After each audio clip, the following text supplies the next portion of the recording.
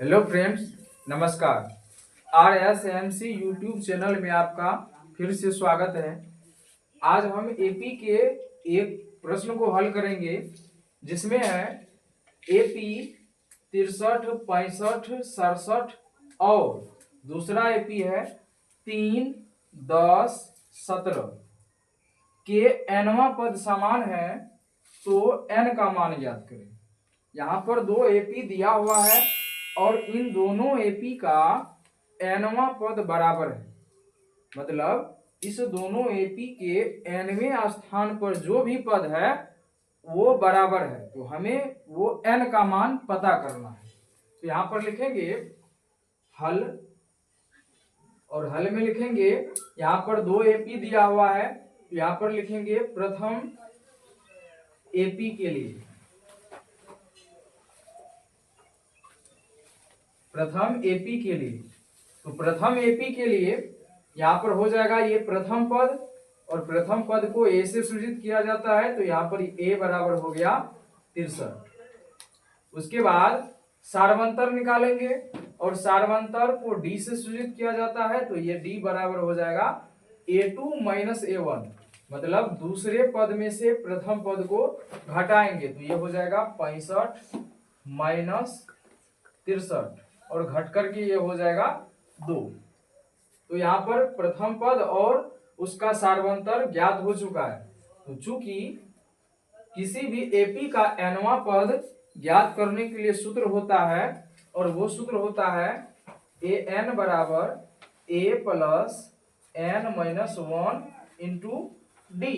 तो इस सूत्र में जो सब मान हमें मिला है उस मान को रख करके प्रथम एपी का एनवा पद निकालेंगे, तो ये हो जाएगा ए एन बराबर ए का मान यहाँ पर है 63, तो यहाँ पर लिखेंगे 63 प्लस एन का मान ज्ञात नहीं है तो यहाँ पर एन ही लिखेंगे माइनस 1, और डी का मान पता है 2, तो यहाँ पर 2 लिखेंगे। अब इसको हल करेंगे तो ये हो जाएगा 63 और 2 से इन दोनों को गुना करेंगे तो ये हो जाएगा 2n माइनस 2। अब यहाँ पर 63 में से 2 घट जाएगा तो ये हो जाएगा 61 प्लस 2n। ये प्रथम एपी का एनवा पद हुआ। अब यहाँ पर लिखेंगे द्वितीय एपी के लिए, द्वितीय एपी के लिए, द्वितीय एपी के लिए। अब यहाँ पर द्वितीय एपी के लिए प्रथम पद हो जाएगा ए बराबर 3 और सारवंतर हो जाएगा 10 माइनस 3, 10 माइनस 3 बराबर 7। तो ये प्रथम पद हो गया द्वितीय एपी का, और ये उसका सारवंतर हो गया द्वितीय एपी का। तो यहाँ पर फिर से लिखेंगे चूंकि ए एन बराबर A plus N minus 1 into D, इसलिए ए एन बराबर ए का मान रखेंगे तो ये हो जाएगा 3 प्लस एन माइनस 1 और डी का मान 7, तो यहाँ पर 7 लिख दिए। अब इसको सरल करेंगे तो ये हो जाएगा 3 प्लस 7 को n से गुना करेंगे तो ये हो जाएगा 7n, और 7 को माइनस 1 से गुना करेंगे तो माइनस 7। अब यहाँ पर 3 में से 7 घट करके हो जाएगा माइनस 4 प्लस 7n। तो ये हो गया द्वितीय एपी का एनवा पद। ये प्रथम एपी का एनवा पद और ये द्वितीय एपी का एनवा पद। तो चूंकि प्रश्न में दिया हुआ है दोनों एपी का एनवा पद समान है, तो ये जो एनवा पद आया है दोनों एपी का, ये दोनों समान है। तो यहाँ पर लिखेंगे चूंकि प्रश्न के अनुसार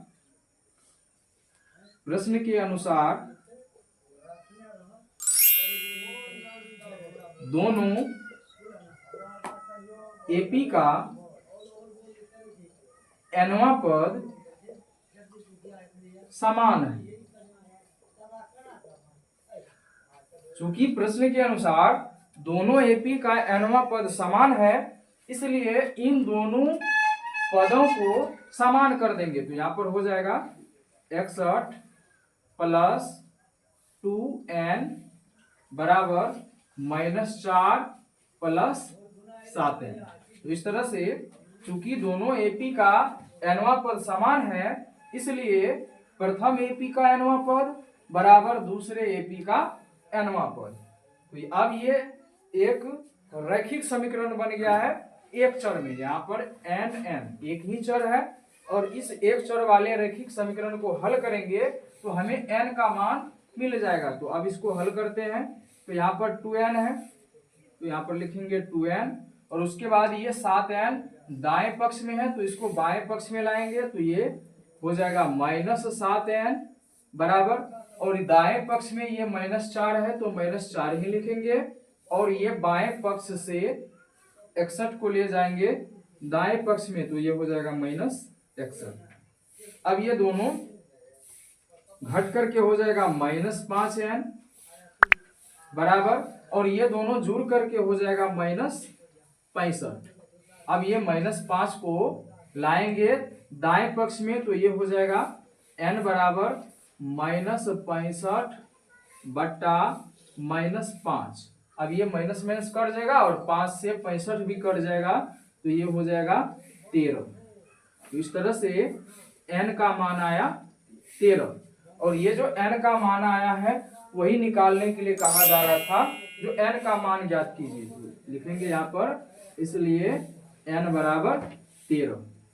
तो इस एपी का nवां पद जो 13वां पद है, n का मान 13 निकल करके आया, तो वो 13वां पद ऐसा है इस दोनों एपी का जो बराबर है।